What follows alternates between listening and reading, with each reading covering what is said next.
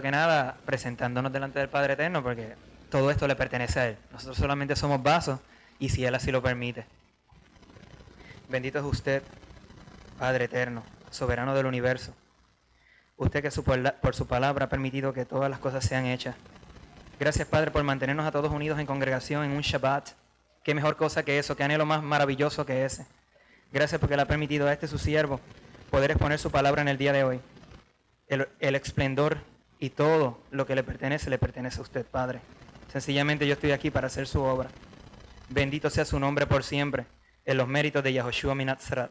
Amén.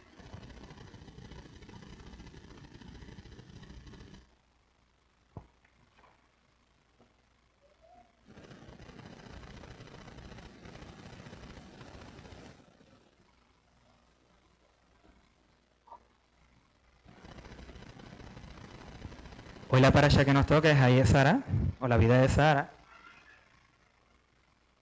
Particularmente, por lo menos en el tiempito que he tenido la oportunidad de escuchar la parasha, casi siempre saltamos al capítulo 24, porque el capítulo 23, cuando lo leemos literalmente, así como está, como que no podemos profundizar mucho. Pero en este caso, me tomé la tarea de poder traer esta parashá, pero con los conceptos de acuerdo a las leyes internacionales de aquella época, cuando Abraham y los patriarcas caminaban por la tierra en aquella época, y también las leyes de acuerdo y las costumbres de acuerdo al cercano oriente, no viéndolo desde la perspectiva de hoy en día como lo estamos viendo, sino en aquel entonces. Hay ciertas cositas que cambian. Entre ellas ya mismito voy a mostrar un mapa para que vean cuáles eran los reinos predominantes en aquella época y cuál era el grosor, la extensión de cada uno de ellos, porque así también podemos entender si era hitita, si era de Misraim, si era de dónde, por qué era así y por qué se refería a las personas de esa manera. Voy a aquí, déjame preguntar, a ver, dos caballeros que me pudiesen ayudar para aguantar el mapa. Cualquiera que tenga la oportunidad.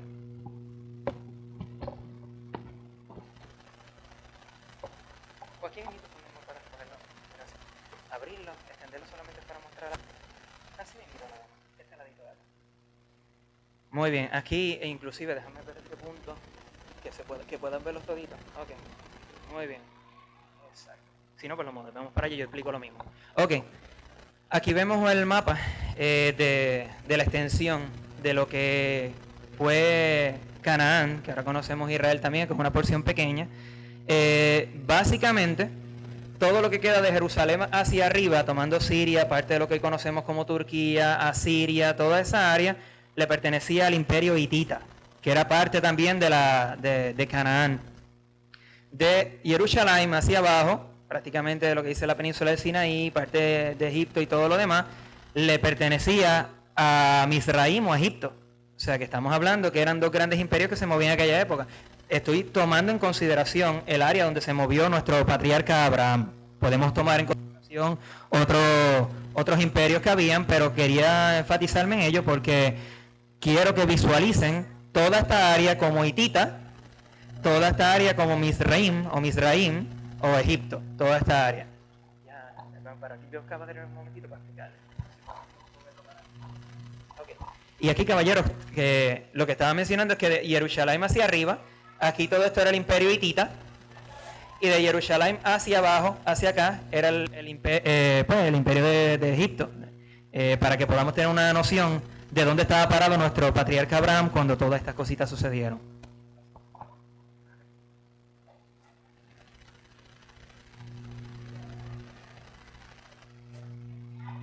Hay muchos conceptos legales que también toman en consideración en esta parasha que me gustaría tocarlos antes de comenzarla de lleno. Y uno de ellos es que era el rey, que era el siervo o el vasallo. Todos esos términos los hemos leído, pero en contexto, la jerarquía no se va muy lejano a lo que hoy pudiésemos llamarlo como el presidente, vicepresidente, secretario de Estado. Había su jerarquía. Pues el rey o el soberano era el que regía todo. Básicamente cuando él decía poner a un emisario, una persona en particular, pues ese vendría siendo como el vicepresidente. Pero en este caso se le podía llamar esclavo o siervo, no como lo conocemos hoy en día. Porque la esclavitud como la conocemos hoy en día es que alguien está completamente sometido, sin ningún tipo de libertad, etcétera, etcétera, etcétera. Pero en este caso el concepto de esclavo, tomándolo en términos legales del lejano oriente de aquella época, lo que significa es que está el soberano, que es el rey. Pueden haber dos reinos para tener una idea. Puede estar el reino del norte, el reino del sur, vamos a poner un ejemplo. El reino más grande de los dos, suponiendo que fuese el del norte, es el soberano. Pero el reino más pequeño no deja de ser reino, no deja de tener poder. Pero ese reino más pequeño se le llamaba el siervo del reino más grande, o el esclavo del reino más grande. No era que tenía que estar con grilletes ni nada por el estilo como lo vemos hoy en día, sino es el concepto solamente de ver que se respetaba la autoridad. Se respetaba quién era el que tenía la autoridad en ese lugar. Y eso lo quiero expresar de esta manera porque lo vemos en nuestro patriarca Abraham. Y lo vamos a ver ya mismito, y yo lo voy a hacer como recalcando esos puntitos para volver a este tema. Pues tenemos, como había mencionado, la Parashá Yayé Sara, o la vida de Sara. Me gustaría, primero que nada, que es cortitito, darle una lectura nuevamente a esa porción, porque a pesar de que es una porción pequeña, pero al mismo tiempo vamos a poder extraer mucho de ese primer capítulo 23. Bueno, por ahí.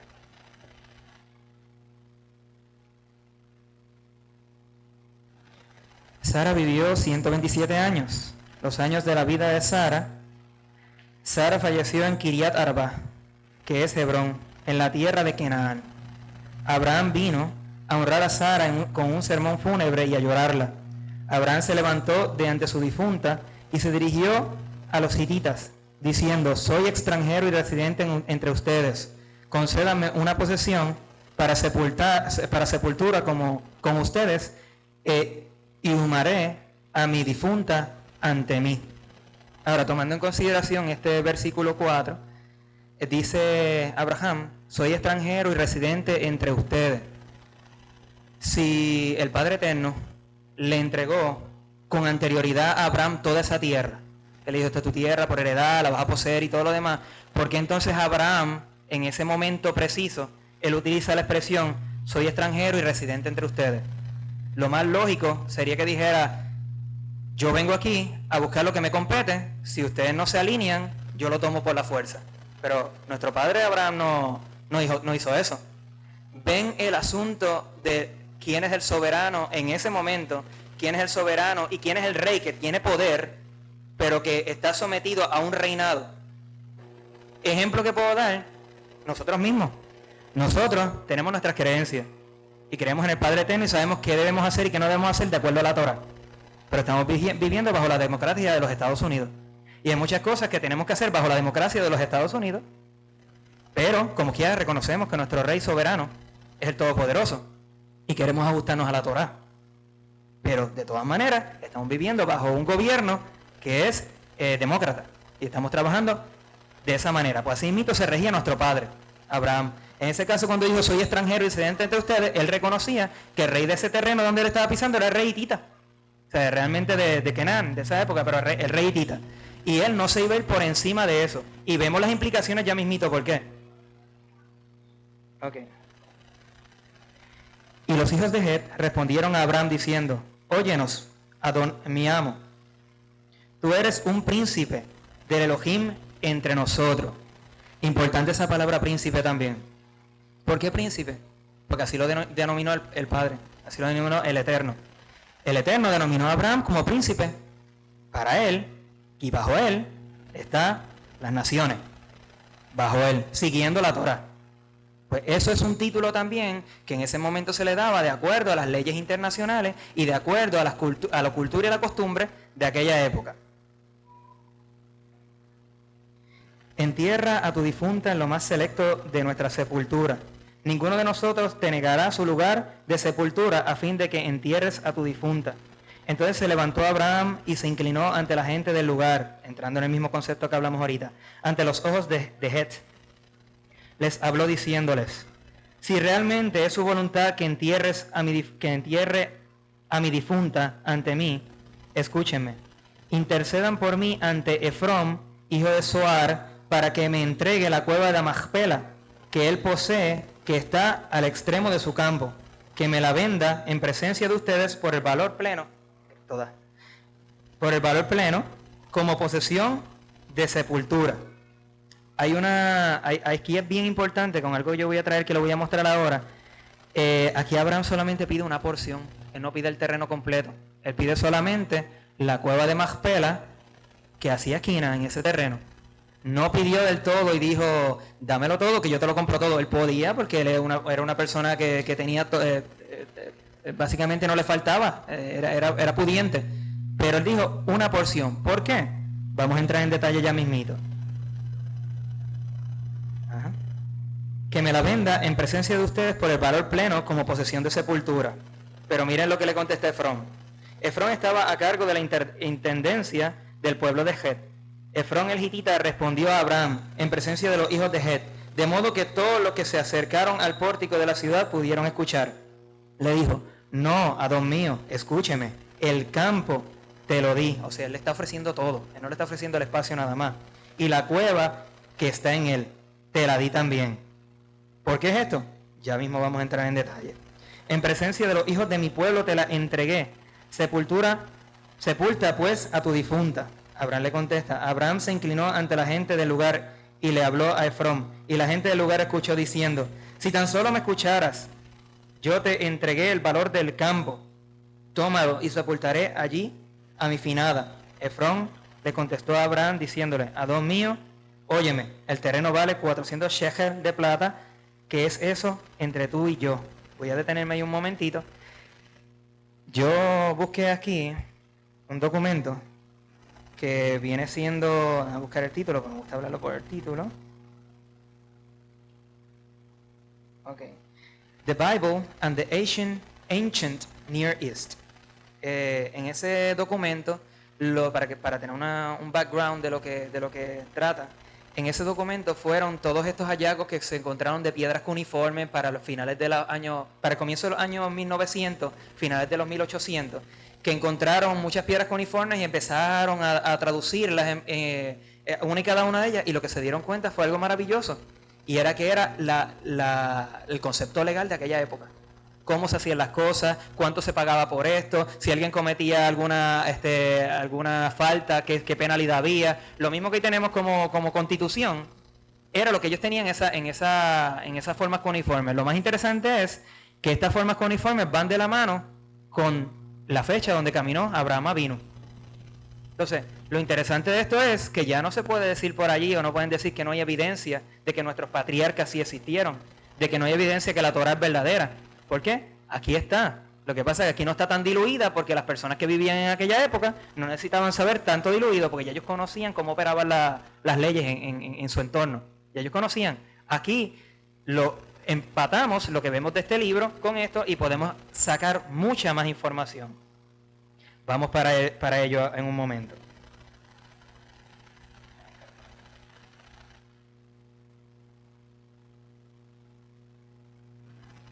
Ok.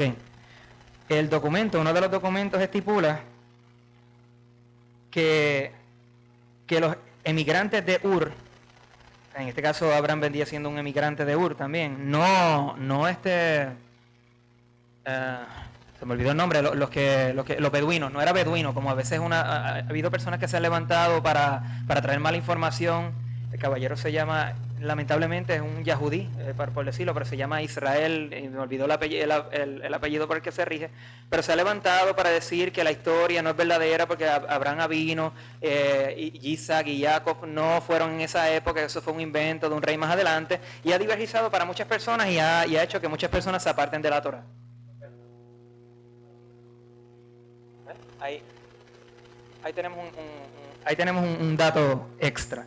Pues se le ha llamado de esa manera, pero realmente lo que se le llamaba eran emigrantes. En el tratado era migrantes. El documento establece que los emigrantes de Ur podrían llevar a cabo los negocios, pero no asentarse en la tierra.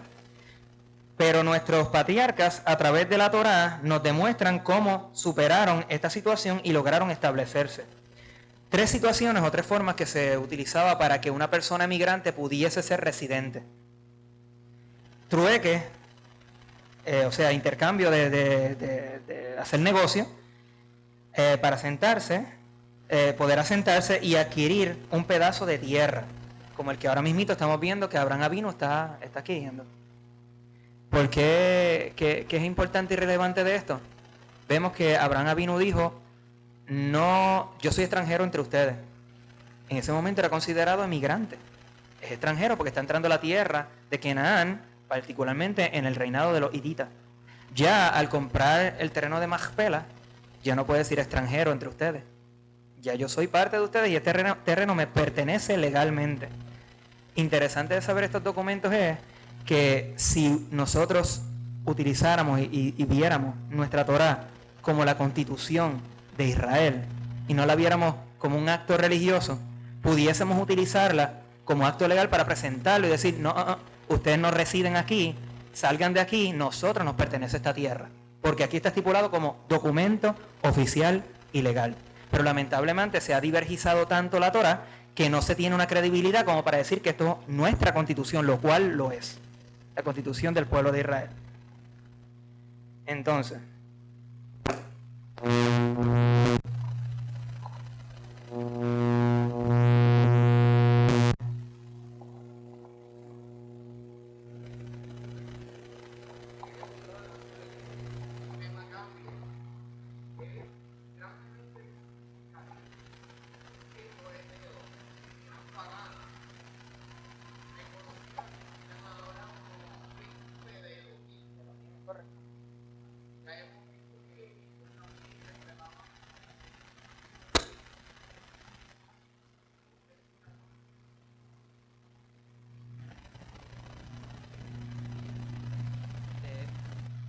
para lo que me acabas de mencionar, en aquella época no es como hoy en día. Un punto que me tomaste fue el adulterio. Para aquella época, todos los reinos, todos, aquí cualquiera que existía allí, no toleraba el adulterio. No lo toleraba. Era de pena de muerte. O sea, allí no había de que si este piensa así, este piensa allá. Nadie podía adulterar con la esposa o fornicar con la esposa de otra persona. Porque era aberrante a todas las naciones, no importa lo que practicaran. Era aberrante y era pena de muerte. ¿Y por qué es eso? Porque eso fue lo que estableció nuestro Padre Eterno desde un principio. Ellos lo que están haciendo es dejando parte de las cosas que se acordaban en sus legados, en sus leyes, pero poniendo por encima las de ellos.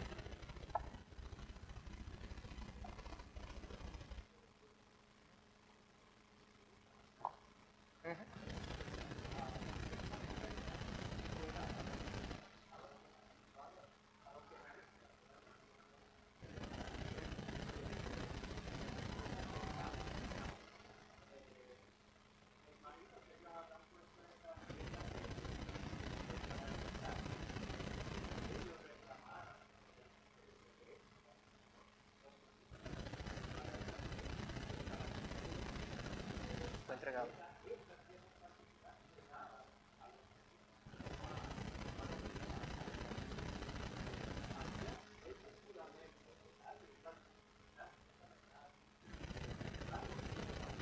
Correcto.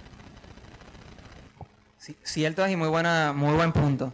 Y vamos a verlo dentro de estos mismos conceptos.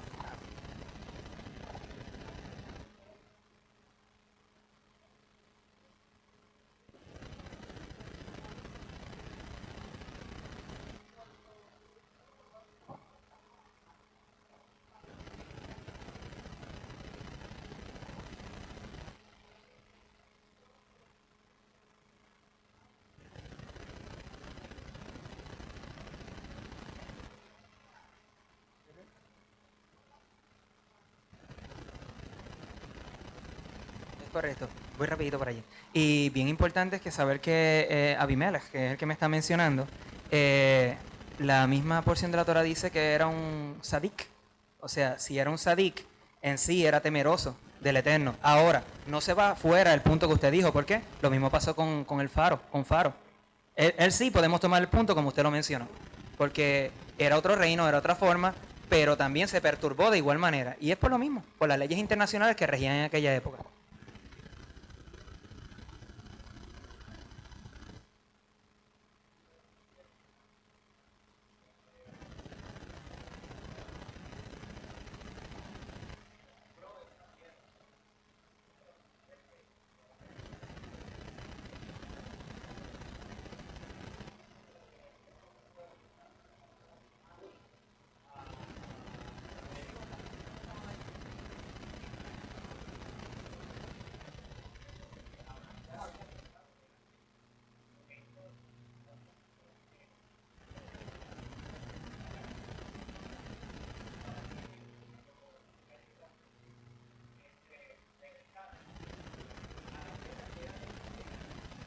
Es correcto. Esa porción de Maspela la compró en ese momento, pero como estaba diciendo también Leviel, fue mucho antes también, porque fue fue entregada como herencia a los hijos de Shem. Todo eso fue entregado a los hijos de Shem. Lo que pasa es que Kenan infringió el acuerdo que quedaron y porque ellos quisieron, tomaron ese terreno. Después el Eterno lo que está haciendo es devolviendo lo que originalmente a la descendencia de Shem le pertenece. El Hití, Emorí, Jebusí, todas esas áreas. Dígame usted.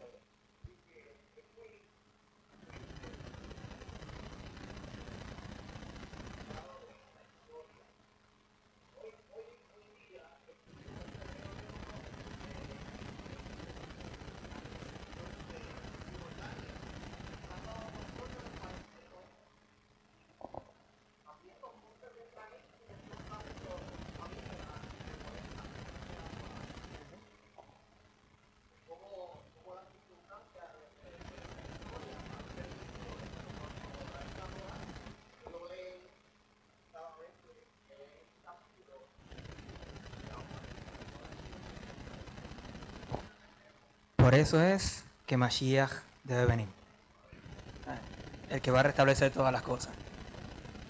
Y poner la Torá como palabra. Y ahí no va a haber oportunidad de decir yo pienso esto, yo pienso lo otro, sino pensamos Torá. Por eso es que viene Mashiach. Entonces, entrando en esta también, que le había mencionado que pues regularmente se lee rapidito, pero tomando estas leyes se puede extraer un poquitito más. Otra de las... ok, esto se puede ver también. Si alguno de ustedes tiene la oportunidad y tiene la mano, me gustaría que lo hicieran para ser un poquito interactivo. Bereshit. Bereshit 34:10. 34:10. Para que podamos ver cómo nuestros patriarcas buscaron la manera o se le dio la oportunidad de que fuesen parte de esos terrenos, aunque ya automáticamente le pertenecían, pero no en el momento podían tomar posesión y ahorita vamos a ver por qué. Bereshit o Génesis 34:10. Esa es la historia de Dina y Shechem.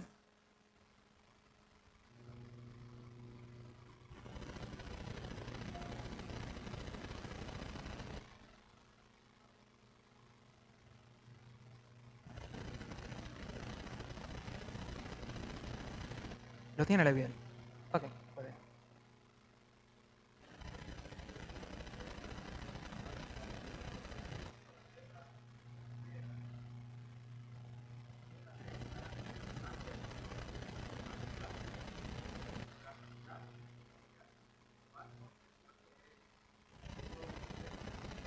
El 10 solamente. Ahí podemos ver que nuestros patriarcas tuvieron la oportunidad de que le perteneciera terreno, que era una de las leyes establecidas para aquella época para poder ser residente. De ahí dejaron de ser emigrantes y tomados en consideración como emigrantes y empezaron a ser tomados como residentes y con la ley de residencia. Ahora, Abraham dice que eso fue lo que yo dije ahorita. Aquí podemos ver que Abraham Avinu conocía muy bien las leyes internacionales de aquella época. O sea que él se conocía muy bien cómo era que se movían las cositas y cómo era que tenía que proceder delante de cada uno de los reinados. La tierra le pertenece a Abraham y su descendencia por herencia del Todopoderoso, pero Abraham se está moviendo de acuerdo a las leyes internacionales de aquella época, como sucede hoy en día, que fue la explicación que dio ahorita. Nosotros seguimos la Torah del Eterno, pero tenemos que regirnos al momento por el gobierno que está en control de Puerto Rico y Estados Unidos. Esa es la similitud. Ahora tenemos aquí Tratados Antiguos de la época de Abraham. El libro que tomé para este documento es, y perdónenme mis traducciones porque eran en inglés y tuve que hacerlo el aquel de bregar la traducción para que pudiese entrar un poco más en detalle. Ancient Eastern Text, en los textos de la antigüedad del oeste, del oriente, en aquella época. Aquí son todos estos códigos. Lo pusieron por código, por numeración para tenerlo, pero es lo mismo que le dije de las piedras cuneiformes que las consiguieron, empezaron a estibarlas de acuerdo a lo que pertenecía para cada una de las leyes y a cada una le pusieron código. Yo seleccioné ciertos códigos de este libro que tocan esta parasha. Entre ellos podemos entrar con el código número 46, el código hitita. Código hitita, particularmente número 46.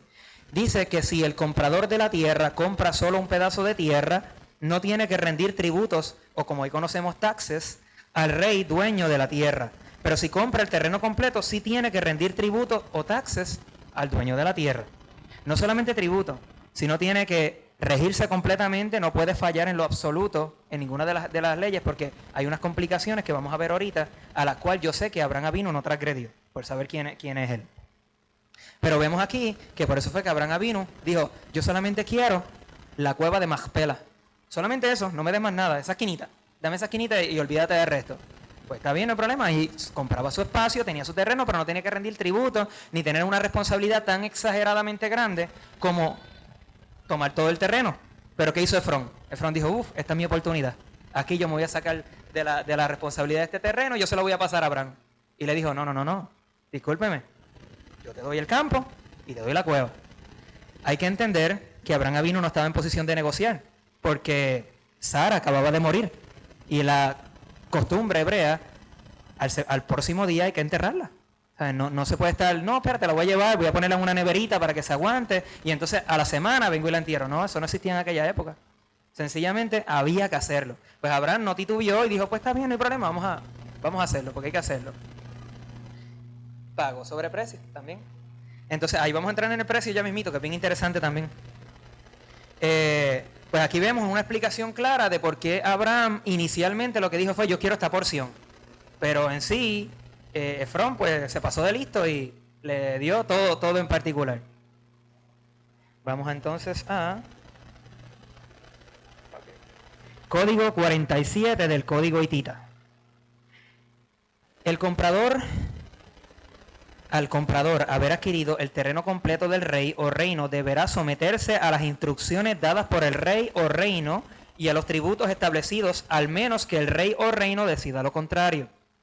Aquí, Abraham, al comprar todo ese terreno, también había unas leyes que habían que seguir, tenía que seguirlas al pie de la letra, porque si no las seguía, venían complicaciones, y entre ellas vamos a entrar en el código que habla de ellas. Voy hasta adelantarme, déjame ver si... Voy a adelantarme para entrar en ese en particular. ¿Así es verdad? No.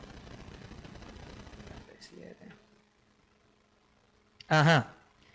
Lo que le estoy diciendo de por qué Abraham adquirió mucha responsabilidad al comprar todo ese terreno y al seguir las instrucciones del rey hitita en aquella época, es de acuerdo al código hitita de 189. Código hitita 189 dice, si alguien transgrede las leyes y los límites establecidos por el terreno comprado, deberá tomar un toro, romperlo o cercenarlo y hacer sacrificio al falso Elohim del sol. Eso lo puse yo. Al falso Elohim del sol. A ver. O sea, estamos hablando que si Abraham transgredía alguna... él sabe que estos son los límites que él tiene, que vamos a ver cómo se delineaban los límites y todo. Él sabe que estos eran los límites y él cogió un pedacito extra. Oficialmente tenía que sacrificar, hacer holocausto a Elohim extraño. Abraham Avinu no iba a tomarse... la responsabilidad, ni llevar la responsabilidad de su pueblo que hicieran eso. O sea, eso lo hace más sádico todavía, más grande, porque más justo, exacto, gracias. Más justo, porque tenía que ser perfecto para no transgredir y para seguir siguiendo lo estipulado por Hashem. Entonces, nota. Esto explica por qué Abraham tuvo que seguir estas leyes internacionales de los dos grandes imperios de la época donde él estaba en ese momento, porque había más, el hitita y el Mizraim o el de Egipto. Y fue luego mediante los Bene Israel con la dirección de Yehoshua ben Nun que tomaron posesión de Canaán, ¿sabes? Fue luego que tomaron posesión. ¿Por qué fue eso? Pues para el tiempo de Yehoshua ben Nun y los Bene Israel, ambos reinos, hitita y Mizraim, estaban decayendo. Y las leyes internacionales no eran tan sólidas como en tiempos de Abraham. O sea, el Eterno tiene todo cuadrado perfectamente. A él no se le escapa nada. tuvo que haber sido en aquella época, tuvo que pasar el pueblo de Israel por los 400 años, tuvo que pasar toda esa situación para que le diera tiempo a que se destruyeran ellos mismos, como hoy en día están pasando con los enemigos de Israel, que se están destruyendo entre ellos, que se destruyeran entre ellos mismos, no hubiera poder para seguir las leyes que tenían en aquella época, y ahí entonces vino Yahoshua con el pueblo de Israel para tomar posesión de todos esos terrenos que actualmente le pertenecían desde la entrega de los terrenos que Noah le dio a sus 3 hijos, pero Canaán transgredió esa parte.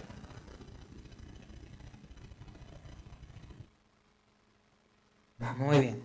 Aquí entrando en el verso 9, dice, lo que había mencionado ahorita, para que entreguen la cueva de Macpela que él posee, que está al extremo de su campo. ¿Ves? Habló de la cueva de Macpela nada más y el extremo de su campo, no dijo el terreno completo. Entonces, el capítulo 23, 16. Abraham escuchó a Efrón. Abraham pesó para Efrón la plata que le dio en presencia de los hijos de Het, 400 shekel de plata en moneda fuerte y de uso corriente. ¿Qué importancia es esto? Todos estos hallazgos arqueológicos también demostraron que el shekel era genuino y verdadero. Que realmente esa moneda no era un invento de alguien que se quiso escribir la Torá o escribir este documento y ponerlo porque sonaba bonito. Cuando empezaron a encontrar estos hallazgos arqueológicos, a finales de 1800, en comienzos de 1900, todas estas monedas salieron a la luz. Y eso da nuevamente una validez sobremanera a que nuestro Padre, no para nosotros, sino para los incrédulos, a que nuestro Padre eterno es el que es y demanda lo que demanda. Entonces, en eso quería entrar en el código 183, hitita, el código hitita 183. El precio de un acre de terreno es 3 shekel. Aquí entran en detalle las cosas de compra y venta. Cuánto es por tanto el terreno, cuánto vale y todo. Aquí lo desglosa. El precio de un acre de terreno es 3 shekel de plata. El precio de una porción de un acre de terreno es 2 shekel de plata. Y si la compra es menor, deberá dar 1 shekel de plata. Había mucha más información, pero se extrajo solamente esto porque es lo que compete aquí en esta porción. Lo que hay que hacer, que no lo hice, si alguien tiene una calculadora a la mano puede hacerlo, dividir 400 entre 3 y van a saber la cantidad de shekel o la cantidad de terreno que Abraham Avino compró por este documento legal. Como 152 acres más o menos. Más o menos.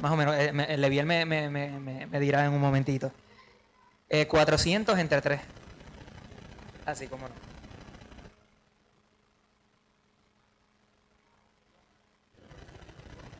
¿Ah? Lo que pasa, bueno, aquí dice, sí, 400 por 3, disculpa. El precio de un acre de terreno es 3 shekel de plata, 400 por 3. Gracias. ¿Ah? Ahí, el precio de un acre de terreno es 3. Ajá. Déjame ver, dame. Ajá.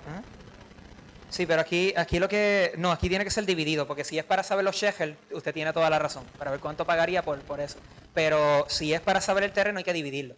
Porque fueron 400 los que él pagó, y por cada uno era 3. O sea, por cada acre era 3. O sea que en sí son 400 dividido entre 3. Pero tiene razón, si vamos a sacar cuánto él pagó, por esa cantidad habría que multiplicarlo.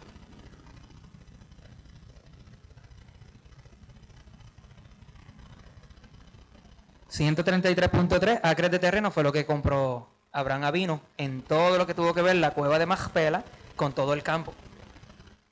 Abraham estaba residiendo en territorio hitita y no quería transgredir las leyes establecidas por el rey. Abraham conocía las leyes internacionales muy bien. Capítulo 23, 17 al 18. En el campo de Efrón, que está en Macpela, continuo Mamre, pasó a ser propiedad de Abraham. El campo, aquí desglosa todo lo que contenía. Aquí le da pues el estado de que compraste esto y esto es lo que tiene dentro de. Pero vamos a saber por qué ya mismito. El campo de Efrón, que está en Macpela, contiguo a Mamre, pasó a ser propiedad de Abraham. E incluía el campo, la cueva que hay en él, con todos los árboles que estaban en el campo, dentro del perímetro de sus límites. Esto fue lo que adquirió Abraham ante los hijos de Het, todo lo que se le presentaron ante el pórtico de la ciudad como testigos oculares. Hay un una nota también del código hitita que dice, en el código hitita, como registro de compra y para delinear los límites del terreno, se contaban todos los árboles del área. Esto daba una idea de hasta dónde se extendía el terreno comprado. Porque era que menciona aquí todos los árboles que incluían ese territorio, el campo, la cueva, porque ahí estaba dándonos una información valiosa para saber cuáles eran los puntos, cuáles era la base que tenía, qué parte le pertenecía a él, que nadie podía transgredir en contra de él, pero que Abraham Avinu tampoco podía pasar a otra parte, porque ya escuchamos ahorita que si lo hacía tenía que rendir sacrificios a ídolos paganos.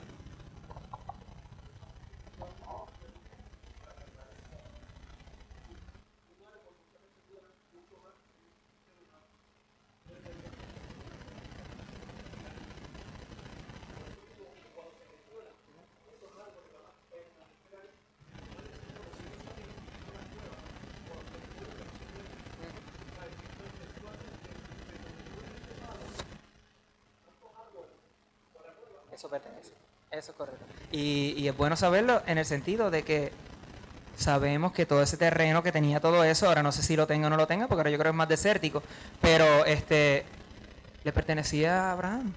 Abraham Avino. Otro puntito importante también de los árboles es que se utilizaban o pilabres de piedra o árboles para establecer pactos.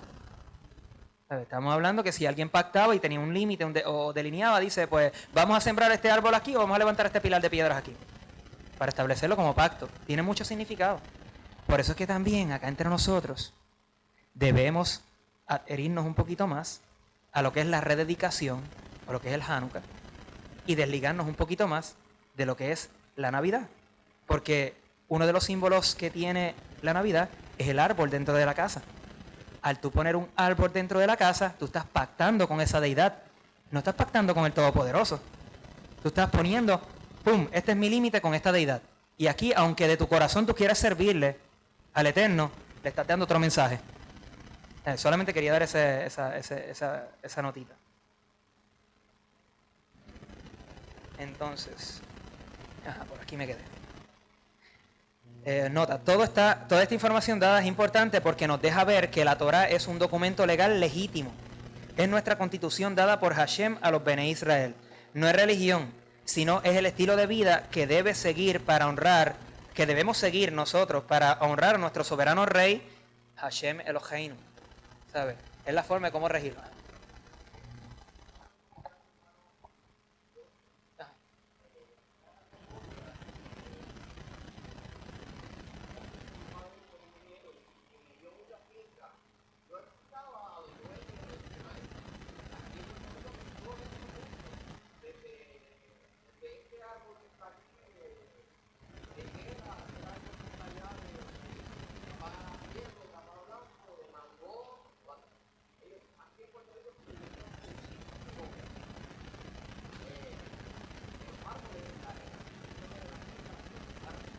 Se va a sorprender de lo que tiene que ver con segregación de terreno, lo que tiene que ver con agricultura.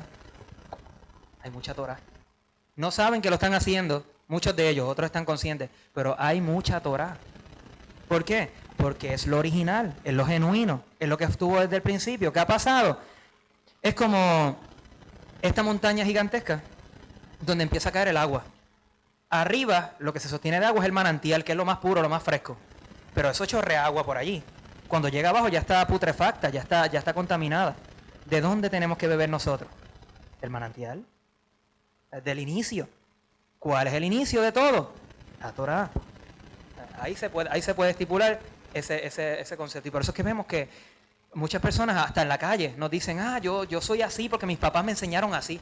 Y cuando tú vienes te caes para atrás y dices, wow, yo vine a aprenderlo el año pasado y tu papá te enseñó a hacerlo desde siempre. Son cosas que dan ganas hasta de llorar por la emoción, por saber que el Eterno siempre está en todas las cosas. Otra nota. Toda esta información se ha obtenido, que fue lo que mencioné ahorita, desde el comienzo de los años 1900, finales de los 1800, con los hallazgos arqueológicos de los tratados cuneiformes que al traducirlos resultaron ser tratados legales de las leyes internacionales de aquella época. mezclándolas completamente, no mezclándolas, sino usándolas como referencia a la Torá, tenemos una visión más clara nosotros que no sabemos las leyes internacionales que sucedían en aquella época. Para las personas que viven allá, eso era el pan nuestro de cada día. Pero para nosotros no. Para nosotros tenemos que buscar más atrás y darle información, porque ha habido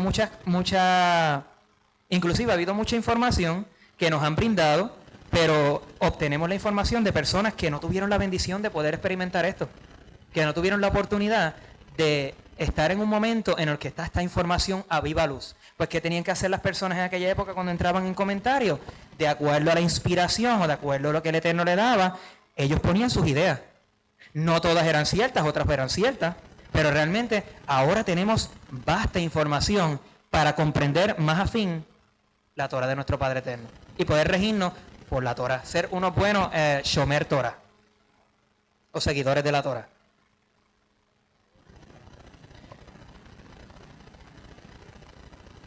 Ok, aquí, porque esto es de suma importancia para nosotros, porque nadie puede venir a decirnos que la Torah no es verdadera y que los patriarcas no existieron. Tenemos un documento completamente legítimo. Así como es la Constitución de los Estados Unidos para Estados Unidos, esta es la Constitución de Israel para nosotros, sus Benei Israel.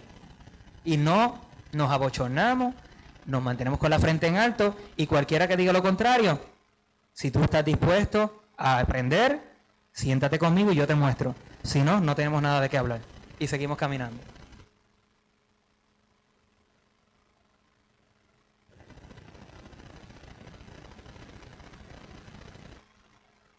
Esto lo leí ahorita, que fue el código 189, que habla de la idolatría si transgredía alguno de los puntos. Por eso es que vemos, de eso mismo de la idolatría, que Abraham no quería comprar el campo completo. Porque ahí se apegaba a tener que rendir, si transgredía, lo cual no lo hizo, si transgredía, tener que rendir sacrificios a los ídolos.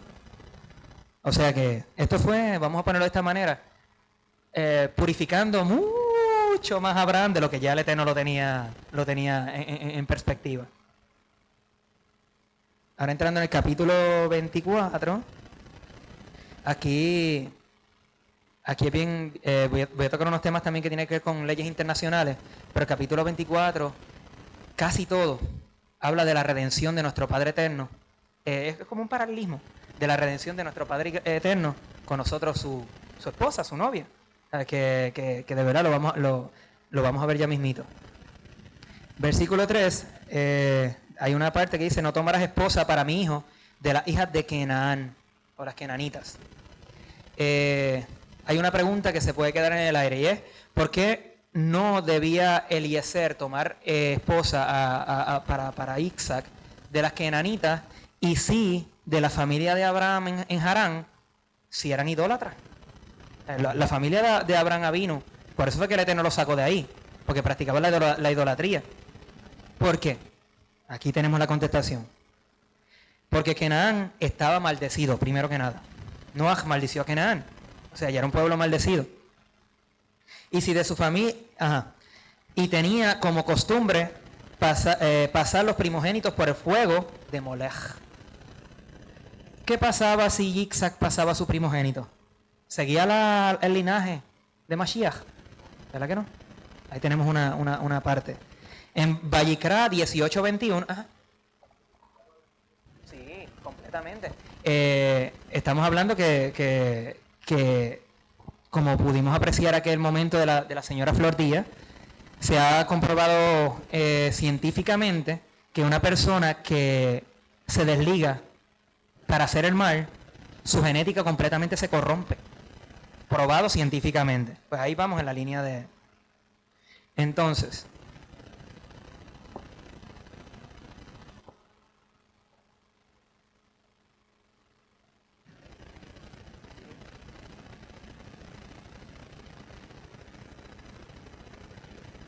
sí, es correcto, es correcto. Y aquí vamos a ver desglosado por qué no era la misma línea. Entonces, Vayikra o Levítico 18:21 dice: no entregues a tus hijos a tus hijos haciéndolos pasar por el fuego a Molech, para que no profanes el nombre de tu Elohim.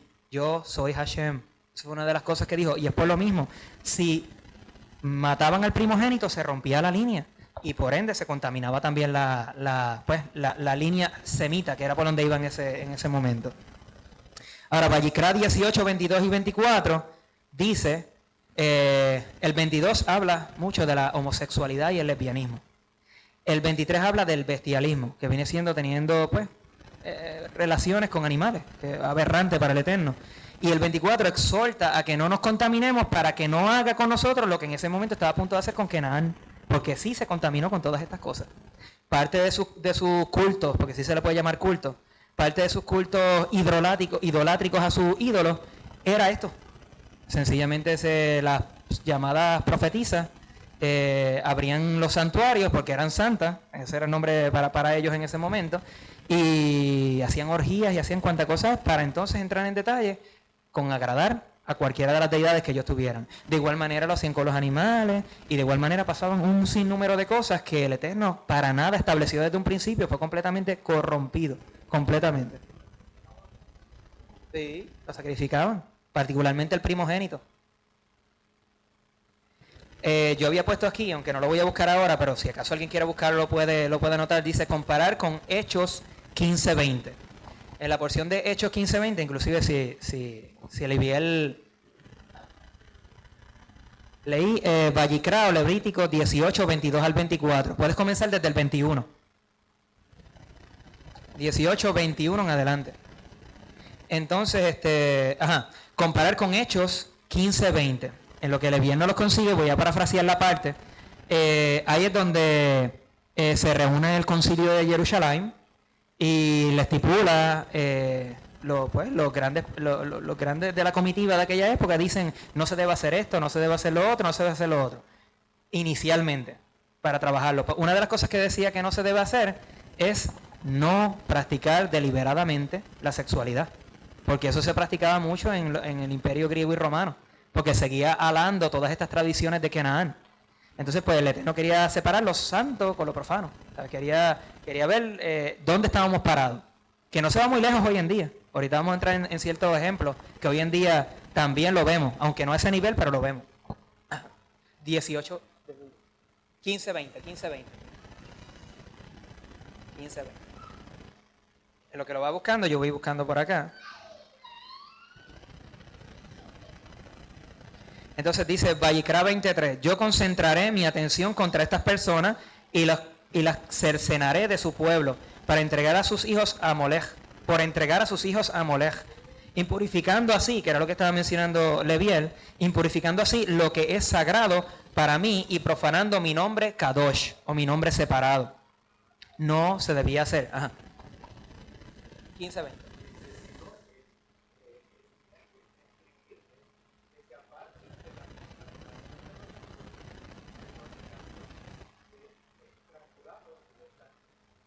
Ahí va de acuerdo a lo que estamos hablando aquí ahora.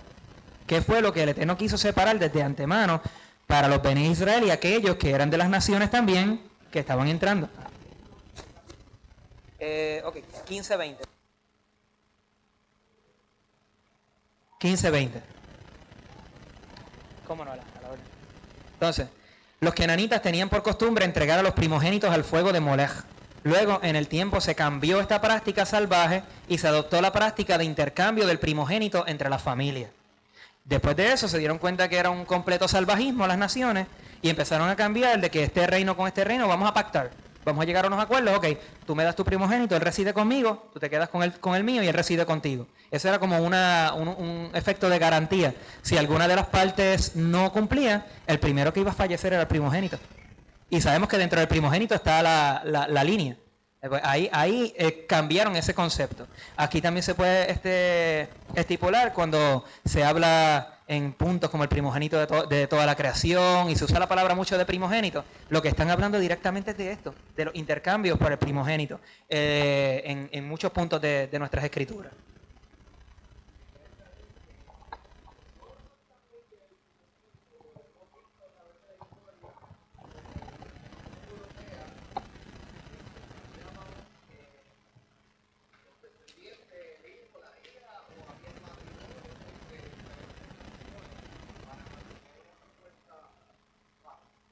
Es correcto. Bueno que lo traiga a colación, tiene que ver con esto. De ahí fue donde salió. Esas leyes en particular y esos regimientos vienen por esta porción. Porque si sucedió antes y la adaptación es ahora, estamos viendo que salió de allá directamente. Ok. Entonces, ¿por qué Eleazar no podía tomar esposa kenanita para Ixac? Porque Ixac se vería obligado a las costumbres de Kenán, al homosexualismo, bestialismo y sexo deliberado, para complacer a los falsos Elohims. Pero peor aún, se perdería el linaje de Abraham, pues Ixac tendría que sacrificar a su primogénito y pasarlo por el fuego de Molech. Ahí sencillamente Abraham vino y dijo: ni se te ocurra, Eliezer, buscarme una kenanita, ni se te ocurra. Sencillamente ve directamente a los de mi pueblo y vamos a entrar en acción. ¿Y por qué a los de su pueblo, que hablamos ahorita, a pesar de que también practicaban la idolatría? Vamos en eso. Versículo 4. Si no, irás a la tierra de mi familia y tomarás una esposa para mi hijo Ixac. Ok. Abraham no envió a Ixac a buscar a su esposa. Si lo vemos, envió a Eliezer, para que no se contaminara con el paganismo de la familia de Abraham. Él estaba cercando, en otras maneras, a Ixac de todo para que se mantuviera ese linaje. Sino Ribca o Rebeca vino a Ixac y adoptó a Hashem como Elohim. Esa fue la diferencia. En ese momento fue Eleazar, lo buscó, no esperaron ni un día ni dos, él no se quedó allí ni nada, él sencillamente sucedió lo que tenía que suceder, ok, nos vamos. Entonces le preguntó a Ribca, y como ya el corazón estaba dispuesto, dijo, bueno, me voy. Y llegaron. En ese momento, Ribca aceptó al Elohim de Ixac. Ixac no tuvo que estar involucrado con el Elohim de Ribca. Y además, entrando en contexto, no era de los mismos Shem, de la misma línea semita. No era kenanita, que era el pueblo maldecido. Y no fue para aquellos que no han leído esa historia, no es por voluntad del Eterno que él le plujo maldecirlo. Fue sencillamente porque al salir del arca vino Ham, y lamentablemente sostuvo relaciones con su padre. ¿Pero qué pasa? Hay una situación allí. Ya el Eterno había bendecido a Ham. Dentro de una bendición no puede caer una maldición. Pues que vino a hacer Noah, maldecir a su hijo. Entonces, pues ahí es donde cae la maldición de los kenanitas.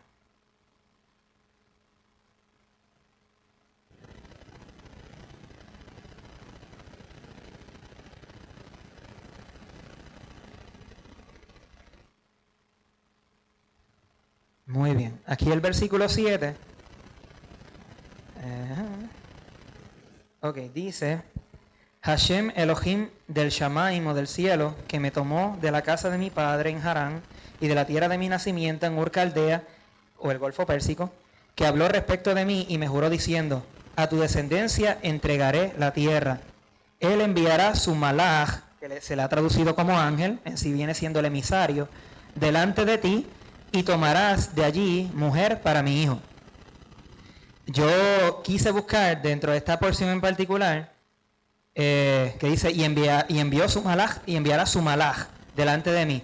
Hay una porción bien similar que la encontramos también en Shemot o Éxodo 23:20. El que tenga la Torah en la mano puede buscarlo en confianza. Yo lo apunté aquí de todas maneras para leerlo. Shemot o Éxodo 23:20. Dice: mira, yo envío un malach ante ti, o un emisario, o aquel que en sí va a hacer la encomienda con el nombre del Eterno. Yo envío un malach ante ti para protegerte en el camino y para llevarte al sitio que tengo preparado. Cuídate de él, obedece su voz, no te rebeles contra él, pues no perdonará tu transgresión, pues mi nombre está en él. O sea, el nombre del Eterno pertenece a ese malach en particular. Estamos hablando, pueden haber muchos malachim, pero hay un malach en particular que tiene el nombre del Eterno, como lo estipula aquí. Ahora, esto yo lo comparé, esto de mi parte, fue que yo lo encontré en el Tanaj. Hay muchas formas de pensar sobre este tema, solamente lo quería exponer, y de aquí para que lo lean y se llegue a un extracto de acuerdo al mejor entendimiento de cada quien.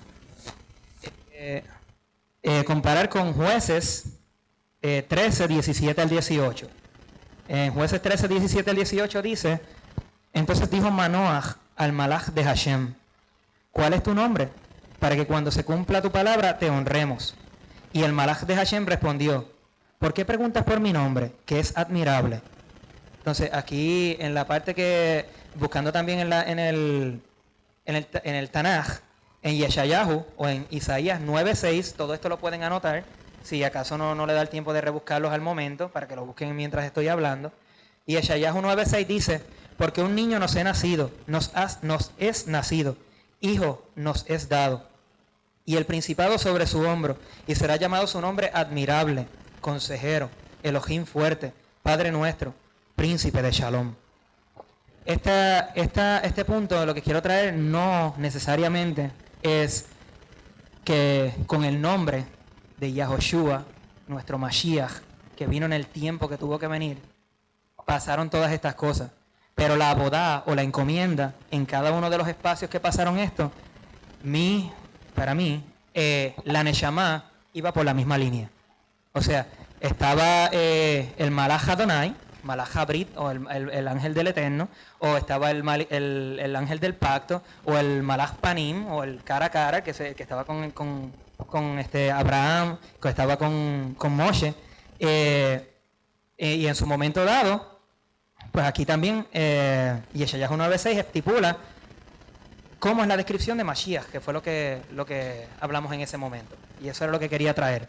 Ahora, quise también traer algo de la Mishnah Netzerita, los escritos del primer siglo, que dice Matillahu 21:9. Y la multitud enorme de Yehudim que iban delante de él, y los otros Yahudim, o judíos, que le cubrían las espaldas, coreaban a gran voz: Oshia ben David, o sálvanos, hijo de David. Baruch haba Beshem Adonai, bendito el que viene en el nombre del Eterno.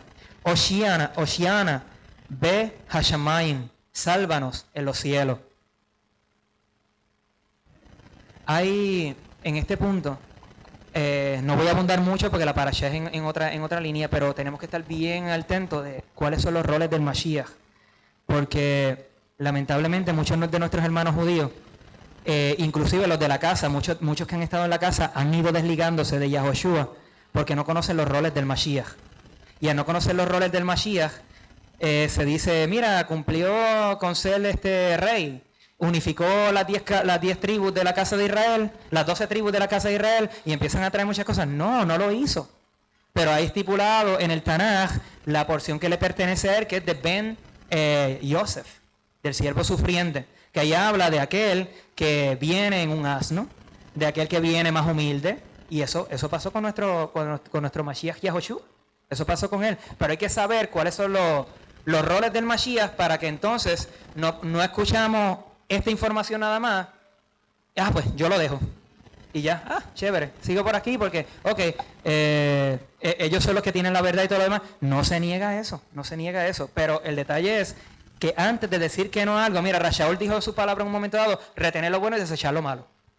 O sea, una de las cosas que yo he aprendido es que cuando yo aprendo algo, yo no le hago así y lo boto a la basura, yo lo meto en el bolsillo.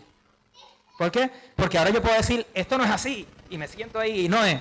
Pero más adelante al caminar tengo que sacar ese papelito, desenvolverlo y decir: esto sí es así. Pues para evitar eso, toda información, métela en el bolsillo. Va a caber, créanme que va a caber. Lo que a la larga se sabe y se entiende que no sirve, eso se puede desechar completo. Lo que no, se retiene. Ahora, y aquí... quise también buscar una porción para los roles del Mashiach también, que esto es muy bueno que lo apunten también para si han tenido hermanos o personas que estuvieron con nosotros y se han desligado completamente de Mashiach, y a Joshua me refiero, y se han desligado y se han ido aparte, para que puedan ellos también buscar no solamente de los justos o los justos rabinos vamos a ponerle de Yahoshua para acá, sino que busquen también de la época en que Yahoshua estuvo en la tierra arriba, a ver qué era lo que tenían que decir también, porque la mentalidad no es la misma. Hay muchos factores de la historia que influencian en que una persona cambie de mente, sea por proteger la Torá, sea por hacer esto o lo otro. Hay que buscar todos los puntos y de ahí entonces tirarlos todos en la mesa, y cuando los tiramos en la mesa ahí sacamos una historia. Pero si me voy solamente para el lado derecho o me voy para el lado izquierdo nada más, me pierdo porque me voy a perder parte de la riqueza de la Torah.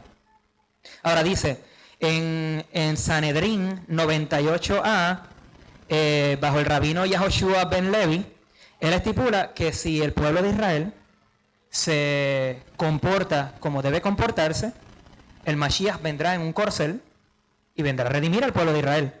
Pero si el pueblo de Israel no se porta como debe portarse, como sabemos que se transgredió, va a venir montado, humilde, sobre un asno. Y ese documento está en Sanedrín 98a por el Rabbi Yoshua ben Levi. Y eso fue escrito antes de que tan siquiera pensaran hacer Yahoshua Minatzarat. Para que lo tengan allí. Muy bien.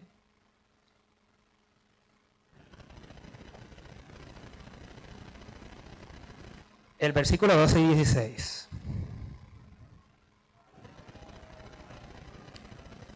Y dijo Hashem Elohim de mi amo Abraham, haz que sea posible, por favor, que tenga lugar hoy mismo ante mí, y hazme, un gran favor a mí, a mi Adón Abraham. Estoy aquí de pie, junto a la fuente del agua, y la hija de los hombres de la ciudad están saliendo para extraer agua. Que las chicas a quien yo dijese, por favor, inclina su cántaro para que pueda tomar. Y ella respondiese, toma tú, y también a tus camellos daré de tomar. Sea esta la que haya designado para tu servicio Isaac, para tu servidor Isaac. Y que entonces sepa yo, por medio de ella, que hiciste el bien a mi amo. Y resulta que antes de que acabase de hablar, Ribca salió de su cántaro, con su cántaro al hombro. Ella era hija de Betuel, hija de Milca, mujer de Nahor, hermana de Abraham. La chica era muy hermosa, virgen, y no había conocido hombre alguno. Bajó a la fuente, llenó su cántaro y subió nuevamente. ¿Por qué tomé esta porción?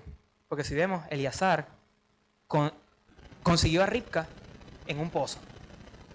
Entonces, si vamos a ver, nuestro patriarca Jacob también conoció a su esposa en un pozo. Y si nos vamos más bajito todavía, vemos que en un momento dado de la historia de la Mishnah Netzerita o de los escritos del primer siglo, Yahoshua en un pozo habló con la mujer samaritana. Si vemos que es la mujer samaritana, podemos entender el Midrash de que están hablando de las 10 tribus, porque Samaria era la capital de Israel, de las tribus del norte, cuando fue dividido. O sea, no es que era literalmente su esposa de que se casaron en ese momento, como a veces se toma y se divergiza la historia. No, era un midrash, una alegoría, que ahí se da a entender un mensaje oculto, vamos a ponerlo que ahí se da a entender que con quien Yahoshua, siendo Mashiach, estaba hablando, era con los dispersos de la casa del Padre, que así mismo lo habla en Mishnah Netzerita. He venido a buscar a los dispersos de la casa del Padre. ¿Quiénes son esos? Las 10 tribus, que están a través de todas las naciones. La mujer era samaritana, que pertenecía... y la mujer también Israel. Exacto. La mujer que significa Israel también, tipifica lo mismo. Pues quería tomar en esa parte en particular esa porción. Ahora aquí podemos ver un paralelismo del capítulo 24 completo con la redención de los Bene Israel a manos del Eterno. Cuando leímos el capítulo completo 24, se habla de que Abraham vino, envía a Eliezer, y Eliezer va entonces a buscar a Ribca. Ribca viene y regresa, y entonces se encuentra con Isaac. Y entonces ahí tienen las nupcias. Ahí se casan, la consumación y todo feliz y todo contento. Ahora, viendo esa historia, una alegoría, vamos a entrar en una alegoría. Abraham se puede tomar como nuestro Abba Kadosh, nuestro padre. A Eliezer como la presencia esplendorosa de nuestro Padre Eterno que está en nosotros. O se le ha llamado el Espíritu Santo. Y no estoy hablando de Trinidad aquí, sino de la Ruach HaKodesh. O sea, que la presencia del Padre. ¿Por qué? Envió a Eliezer a hacer la boda. El Ruach está en nosotros para nosotros también hacer la boda antes de que venga Mashiach. Isaac lo podemos ver como Mashiach. Y Ribca como la novia y luego esposa, también tipifica a la mujer que viene siendo Israel. Si vemos todo ese patrón del capítulo 24, vamos a ver la historia completa que nosotros, así el Eterno lo permite, y entiendo que así va a ser, vamos a tener la oportunidad de poder apreciar.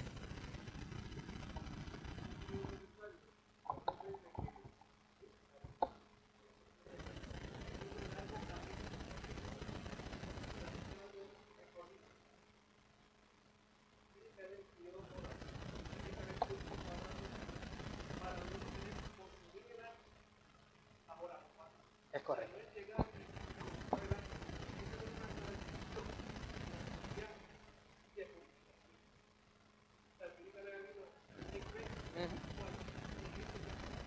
Es correcto, sí, porque limitaba a que Rivka pudiese traer cosas que no son y corrompiera, es correcto, y corrompiera entonces la semilla.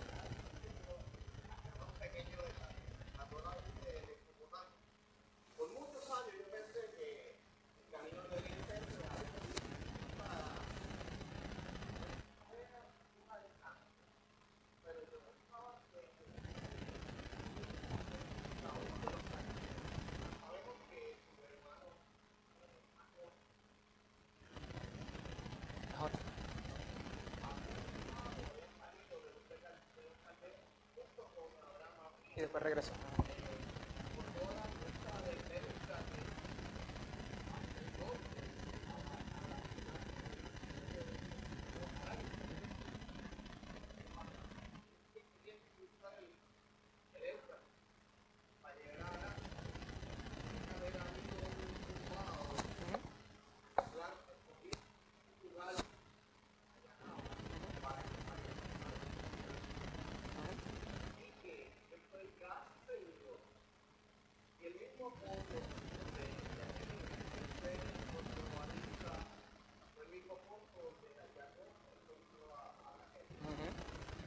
Recuerden que todo esto es la historia de nuestra Torah no es una historia lineal, es una historia y cíclica, así como llevamos la Torah, así mismo pasa a través de la historia.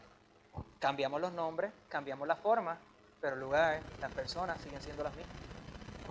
Esa es la forma como opera la mente de nuestro eterno Padre. Pero muy buen punto. Entonces, pues, quería aquí leer el versículo 63 y 67.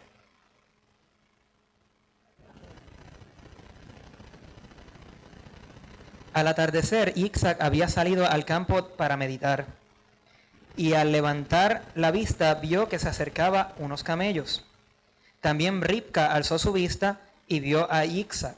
Vamos a estar entrando en esta parte que yo estoy leyendo, ya con las alegorías. El padre, Abraham, el Abacadosh. Eliezer, la Ruach HaKodesh. Isaac, Mashiach, y Ribka, Israel o la esposa. Ok. Al atardecer, Isaac había salido al campo para meditar, y al levantar la vista vio que se acercaba unos camellos. También Ribka alzó su vista y vio a Isaac. Entonces se deslizó del camello y le preguntó al sirviente, o a la Ruach, ¿quién es aquel hombre que viene por el campo a nuestro encuentro? Aquel es mi amo, le respondió el sirviente. Ella tomó su velo y se cubrió. Nosotros como Keila, nosotros como Israel, no tenemos que estar completamente kadosh, separados y cubiertos en las áreas como el Eterno quiere antes de presentarnos delante de Mashiach. Aquí lo podemos ver. Ribka no fue allí, mira, conóceme. No. Ella se tapó, se cubrió y Isaac llegó. ¿Okay? Ella tomó su velo y se cubrió. El sirviente le contó a Isaac todas las cosas que hizo. Isaac la llevó a la tienda y ella ocupó el lugar de Sara, su madre. Él se casó con Ribka, ella fue su esposa y él la amó. Así Isaac encontró consuelo por la muerte de su madre. Tenemos la historia de nuestra redención completita, la podemos ver allí.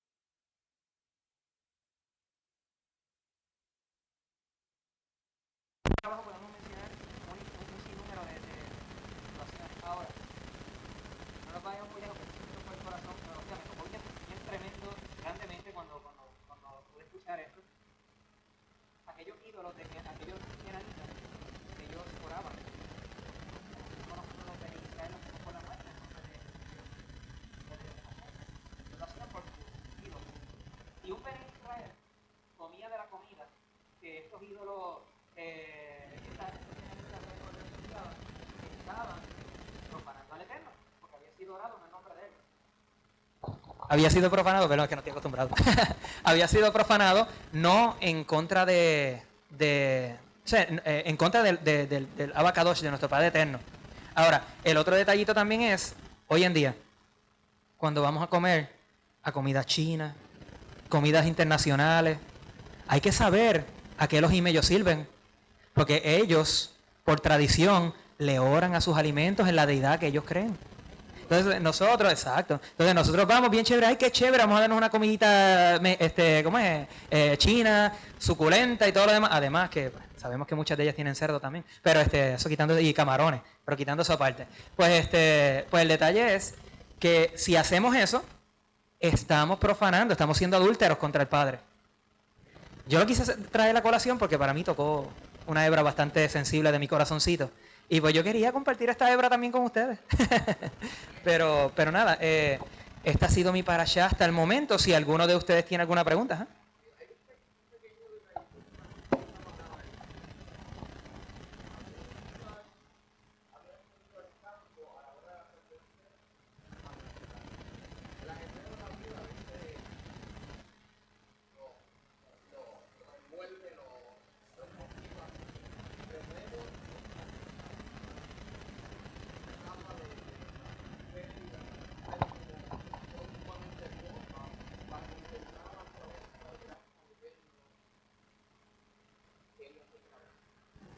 Pues bueno que lo haya traído a colación porque me trajo una idea a la mente que va de la mano con eso. Yitzhak fue en el atardecer. Sabemos que en la base del atardecer comienza nuestro día. Dice alegorías en la Mishnah Netzerita, dice una porción que habla el día y la hora que nadie sabe. Cuando esa expresión idiomática habla el día y la hora que nadie sabe, que regularmente las personas lo toman y lo retoman y dicen, pues no se sabe el día, realmente no se sabe el día que va a venir el Todopoderoso, no se sabe el día que va a venir Mashiach, no se sabe, no. El día y la hora que nadie sabe es Rosh Hodesh, que es lo que vamos a celebrar el jueves. Esa es una expresión idiomática para eso.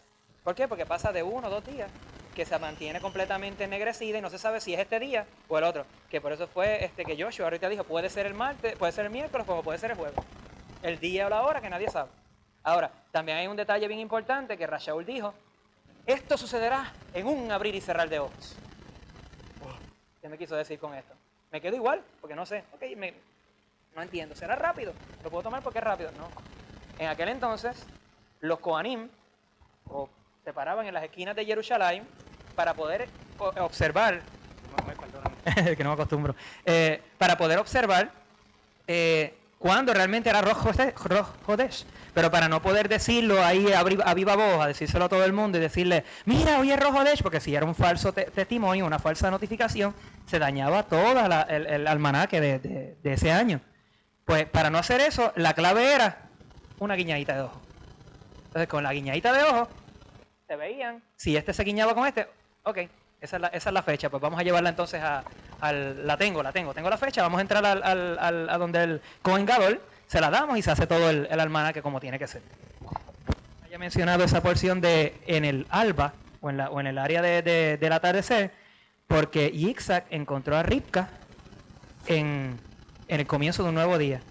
Mashiach viene en un Rosh Hodesh, con un abrir y cerrar de ojos, a ese mismo momento, que debemos estar completamente atentos y percibidos y no tomar porque esto no es, o sea, no tomar que la Torah no es lo que es, sino vivir, regirnos, pensar, actuar bajo la Torah.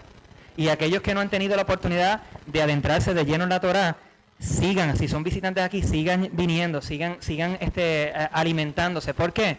Esto es vida. Esta es la genuina vida. Muchas cosas que están alrededor nos llenan de ciertas cositas, pero nos dejan vacíos por otro lado. La Torah del Eterno nos llena en todas las áreas. Y si ustedes quieren tener una vida completamente plena, vamos a empezar al principio. Vamos a empezar a la fuente, al manantial, donde cae la lluvia al principio para tomar agua fresca. Volvamos a la Torah. Y esta ha sido mi parashá en la tarde de hoy. Le damos un aplauso al Eterno por el hermano Luis y Judá, que nos ha traído muy buena parashá. El Eterno lo siga bendiciendo y que siga aprendiendo para que enseñe a otros. Y a nosotros también. Vamos a pasar entonces al salón comedor para entonces tener allí Kiddush compartir un rato, comer y luego entonces regresamos acá, ¿ok? Pasamos entonces al salón. Shabbat Shalom para todos y bienvenidos.